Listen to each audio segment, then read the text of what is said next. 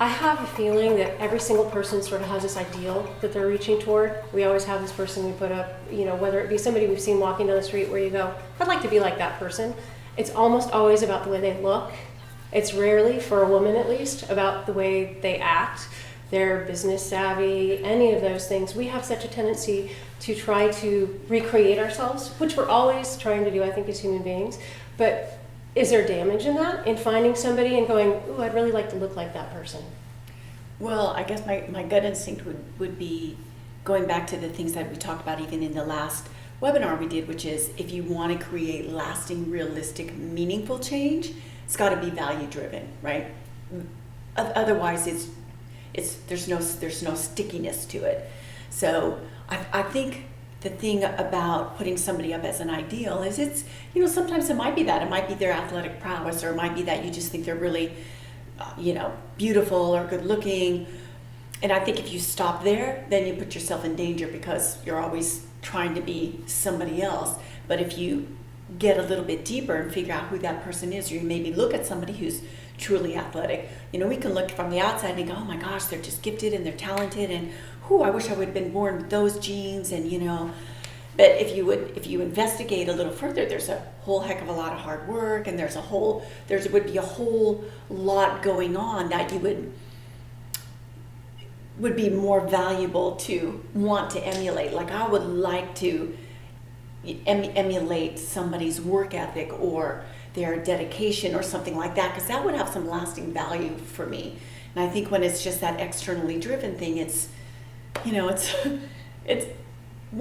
does it stop? Right. But it's interesting because when you were talking, I was thinking about a book that I've read and I've given to several people called Reviving Ophelia. Mm-hmm. And the author's name is Mary Pfeiffer, I can't quite remember. But one of the things she talks about a lot in there is just watching young women, and as they're growing up, and the way we speak to them, even as adults.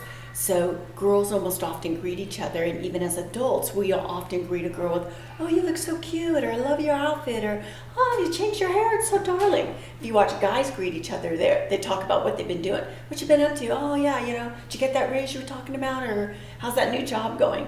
So it's really interesting because ever since I read that book, I've been really aware of talking to my female clients like that. So when someone comes in and I can see that maybe I haven't seen them in a while, and I can see that they've lost weight. Last thing I'm going to do is say, oh, have you lost weight? You look great. Because in a way it insinuates they didn't look great before. So I think a lot of what Beth's talking about there is that we know that there are really, self-esteem, the way we usually look at self-esteem is the way we think other people rate us. So it's really not social comparative, but it's socially referenced. It's like, what do other people think about me? And that really sort of has a huge impact on what I think about myself. And what we know is that there are really two types of self-esteem. There's a real self-esteem, which really speaks to Beth's idea of values and finding intrinsic or internal reasons why you do things that are really real about you, and things you have control over, and things that you can affect change in. And then there's the other type of self-esteem, which is contingent self-esteem. So people like me, people respect me, people value me, but it's contingent on something. It's contingent on, obviously the conversation we're having today is what I look like. So if my appearance is great, people are going to really like me, and they're going to value me, and they're going to want to interact with me. So you see this all the time. There are many examples where this is clearly a motivator and a driver in terms of the behaviors that people are engaging in. You joked yesterday when we were talking about plastic surgery. You look at it and say, okay, well, what's driving plastic surgery? What's driving cosmetic surgery? And a lot of what I've read is, it's about self-esteem. But what they're really talking about there is contingent self-esteem, because it really is, maybe that's a little unfair, maybe not all of it, but a lot of it is about contingent self-esteem. It's about, if I change the way I look, other people are going to value me more. And no doubt there are some people who value themselves more because they look better, but it's probably still being driven by that contingency. And I think that that's an important thing to understand.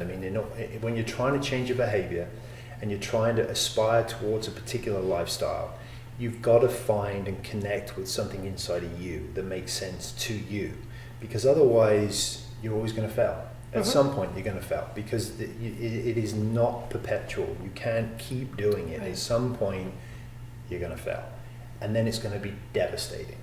If you fall down, which is a natural part of change, but you're doing this for real reasons, you'll be able to get back up again. I think that that's a really important point. Right. Because if it's just based on sheer looks alone, I mean, it's, one season it's great to be blonde and tall, and then when you do next season, when all of a sudden When everyone's you're still short and dark. and there you go. You're struggling, yeah. Yeah. Well, and you said it, Beth. It was a phenomenal moment for me. You said people will come in and say, I want your body, or when I have a flat butt, then. Right. I mean, I guess now that I think about it, I deal with that more than I really think, because people will come to me and ask all the time, like, what can I do to get rid of this flabby butt? And then 2 seconds later, somebody comes up and they say, God, what can I do to get a bigger butt? And I've come to realize it's really not their butt they're talking about. It's really getting comfortable in their own skin. Like, Beth, what can I do to get comfy in my own skin? Right? I think that's really, really what the issue is. And so a lot of times I'll just ask people, like, you know what? Like, I can give you some exercises that'll lift your butt up if that's what you want, but can you tell me why you want your butt to be bigger? And then usually there ends up being a little bit of a conversation of, I'm just always, trying to do this or that, the other, and it can often segue into a nice conversation about, I get it, like I get wanting to affect external change, right? At the same time, I want people to be able to realize that, maybe it's not that important. And if they want to be able to hike on the weekend with their kids in a pack without getting sore, I'm all behind that, right? So I always try to shift the conversation to really, what's going to change in your life if that changes? I mean, what's going to change in your life when you get the bigger this or the smaller that or the curlier hair, right? And then I think it's good. I think it gives people pause. And then sometimes they might go, I get it. Nothing's going to change, but I just always really wanted curly hair.